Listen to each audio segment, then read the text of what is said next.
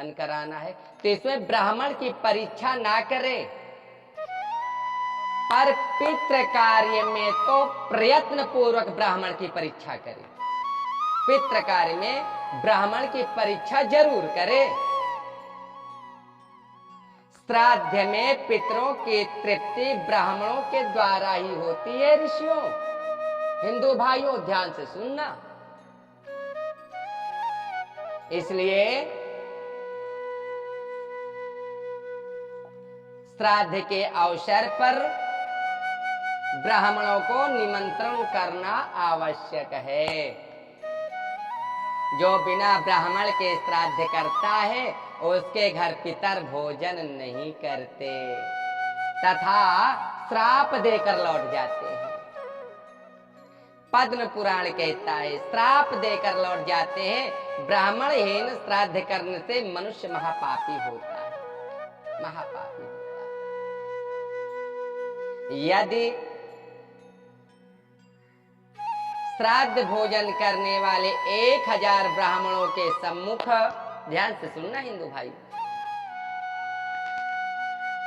1000 ब्राह्मणों के सम्मुख एक भी योगी हो तो योगी, वह यजमान के सहित उन सबका उद्धार कर देता है। एक योगी हो तो 1000 ब्राह्मण हो और उनके बीच में यदि एक योगी आ जाए तो यजमान के सहित सबका उद्धार कर देता है।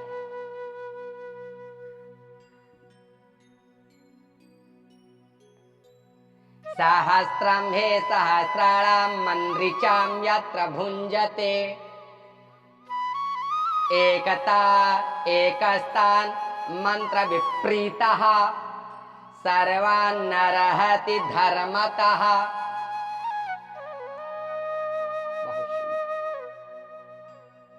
जिस श्राद्ध में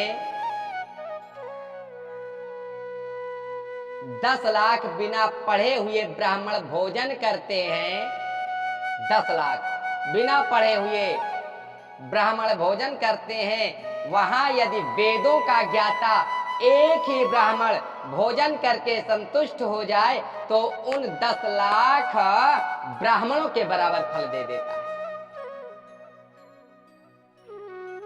देव कार्य में 2, ध्यान से सुनना,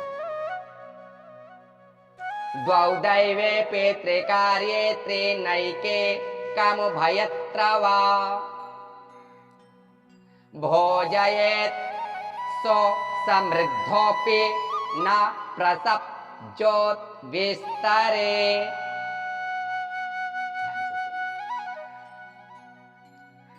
बौधायन स्मृति कहती है 2:8-29 कि देव कार्य में 2 और पितृ कार्य में 3 अथवा दोनों में एक ब्राह्मणों को भोजन कराना चाहिए। पहले तो 2 देव कार्य में और पितृ कार्य में 3, यदि नहीं तो 1 ब्राह्मण को जरूर भोजन कराना चाहिए। अत्यंत धनी होने पर भी, बहुत धनी है, धन है आपके पास, फिर भी अत्यंत धनी होने पर भी श्राद्ध कर्म में अधिक विस्तार नहीं करना चाहिए।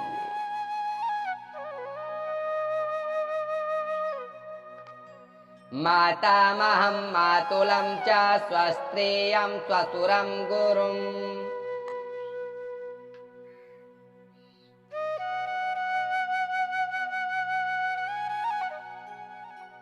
दौहित्रं विटपतिं बन्धुर्मृत्युवज्ञाज्यौ च भोजयेत। मनुस्मृति 3:48। नाना, मामा, भांजा, गुरु, श्वशुर, दौहित्र, जामाता, दामाद, बांधव, ऋत्विज, यज्ञकर्ता, इन 10 को श्राद्ध में भोजन कराना चाहिए। ध्यान से सुनना, इन 10 को श्राद्ध में भोजन कराना चाहिए। जो श्राद्ध काल आने पर भी काम, क्रोध अथवा भय से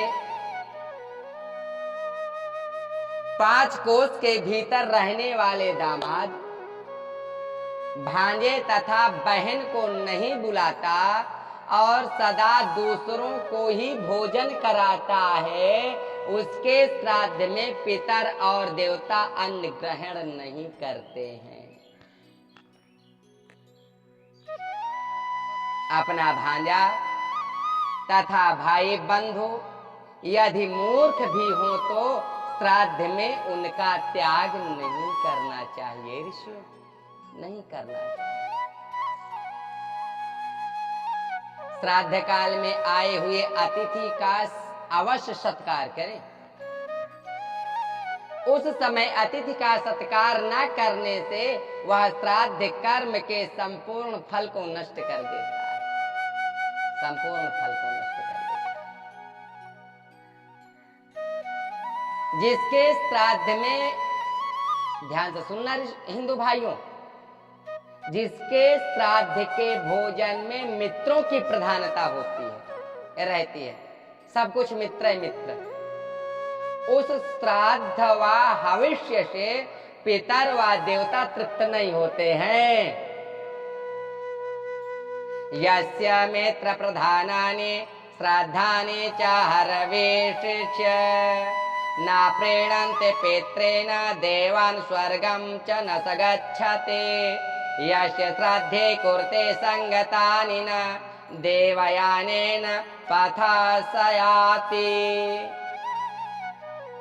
स वै मुक्तः पिप्पलं बन्धनाद् वा स्वर्गलोकाच्यवते श्राद्धमित्रः। तस्मान् मित्रं श्राद्धकृन्ना द्रियेत दद्यान् मित्रेभ्यः संग्रहार्थं धनानि। यन्यमन्यते नैव शत्रुं न मित्रं तं मध्यस्थं भोजयेद् व्यक्कभ्ये। महाभारत अनु 90:41-43। न चते न मित्र कर्म कुर्यात्। गौतम धर्म सूत्र 2:6-12। जिसके श्राद्ध में के भोजन में मित्रों की प्रधानता रहती है, उस श्राद्ध व हविष्य से पितर व देवता तृप्त नहीं होते हैं। जो श्राद्ध में भोजन देकर उससे मित्रता का संबंध जोड़ता है, अर्थात श्राद्ध को मित्रता का साधन बनाता है, वह स्वर्ग लोक से भ्रष्ट हो जाता है। इसलिए श्राद्ध में मित्र को निमंत्रण नहीं देना चाहिए। मित्रों को संतुष्ट करने के लिए धन देना उचित है। ध्यान से सुनना, धन देना उचित है, पर श्राद्ध में भोजन तो उसे ही कराना चाहिए जो शत्रु या मित्र ना होकर मध्यस्थ हो, बीच का हो। ना काहू से दोस्ती, ना काहू से बैर, ऐसा प्राणी जो हो उसे ही श्राद्ध में भोजन कराना चाहिए। हिंदू भाइयों, ब्रह्मा जी ने पशून् विसृजता तेन पूर्वं गावो विनिर्मिताः तेन तासां पयः सस्तं श्राद्धे सर्पिष विशेषतः।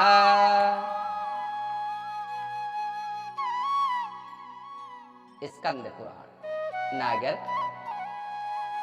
221-49। ब्रह्मा जी ने पशुओं की सृष्टि करते समय सबसे पहले गौओं को रचा है। अतः श्राद्ध में उन्हीं का दूध, दही और घी काम में लेना चाहिए। गाय का जौ, धान, तिल, गेहूं, मूंग, सांवा, सरसों का तेल, तिन्नी का चावल, कंगनी आदि से पितरों को तृप्त करना चाहिए। ध्यान से सुनना हिंदू भाइयों, आम, आंवला, बेल, अनार, बिजौरा, पुराना, अमड़ा खीर, नारियल, फालसा, नारंगी, खजूर, अंगूर, नीलकैथा, परवल, चिरौंजी, बेर, जंगली बेर और इंद्रजौ, इनको श्राद्ध में यत्न पूर्वक लेना चाहिए। मिल जाए तो ठीक है, यत्न पूर्वक लेना चाहिए। जौ, कांगनी, मूंग, गेहूं, धान, तिल, मटर, कचनार और सरसों, इनका श्राद्ध में होना अच्छा बताया गया, अच्छा बताया गया। जिसके बाल और कीड़े पड़ गए हों, जिसे कुत्तों ने देख लिया हो, जो बासी एवं दुर्गंधित हो, ऐसी वस्तु का श्राद्ध में उपयोग ना करें। बैगन और शराब का भी त्याग श्राद्ध में करें, श्राद्ध में करें। जिस अन्न पर पहने हुए वस्त्र की हवा लग जाए वह भी श्राद्ध में वर्जित बताया गया है।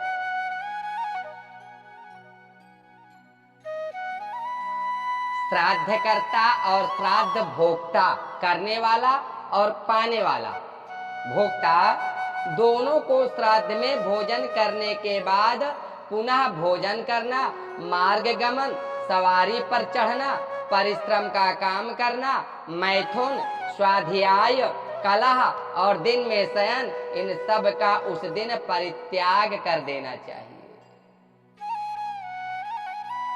श्राद्ध भूमि में सर्वत्र तिलों को बिखेरना चाहिए।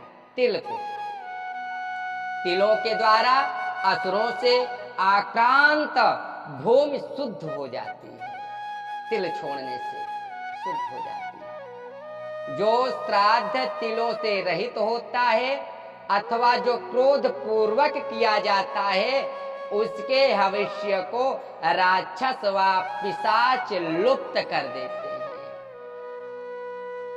लुप्त कर देते हैं। इसलिए तिल जरूर बिखेरना चाहिए। जिस श्राद्ध में तिल की मात्रा अधिक रहती है वह श्राद्ध अक्षय फल प्रदान करता है, अक्षय होता है। बहुत से लोग सफेद तिल का भी प्रयोग कर देते हैं, लेकिन सफेद तिल से पितरों का तर्पण जो करता है उसका किया हुआ तर्पण व्यर्थ हो जाता है। इसलिए सफेद तिल से तर्पण नहीं करना चाहिए, काली तिल के ही द्वारा तर्पण करना चाहिए।